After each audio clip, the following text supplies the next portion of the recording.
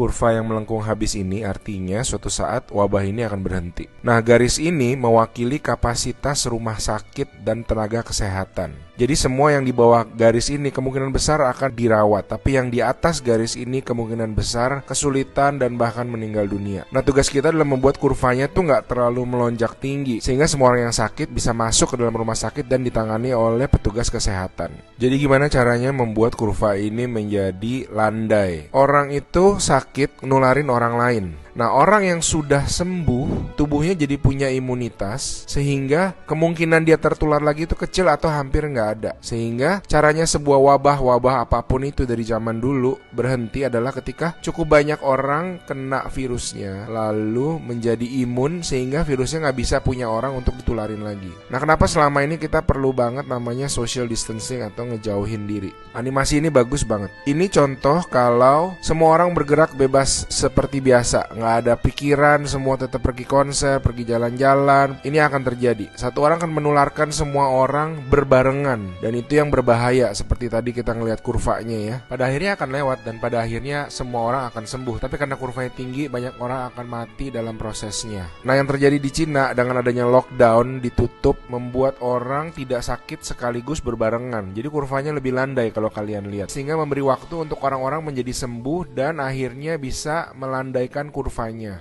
Nah, sekarang kita lihat kalau kita lakukan namanya social distancing, yaitu kalau nggak harus banget, nggak usah pergi keluar. Kalau nggak penting-penting banget, nggak usah ketemu temen, nggak usah ada social function, semuanya ditunda dulu. Kita lihat apa yang terjadi. Nah, bahkan ini ada simulasi satu lagi. Kalau social distancingnya itu bener-beneran ekstrim, orang nggak boleh keluar, ada jam malam dan sebagainya. Ini yang terjadi. Kita lihat beda banget kan. Jadi ada orang yang akan tetap sakit, tapi mereka bisa masuk rumah sakit dan dirawat.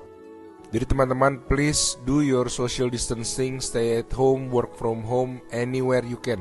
Ada orang-orang yang nggak bisa, saya mengerti, tapi sebisa mungkin lakukanlah semuanya itu. A good way of doing it is to imagine that you do have the virus, yeah, and change your behavior so that you're not transmitting it.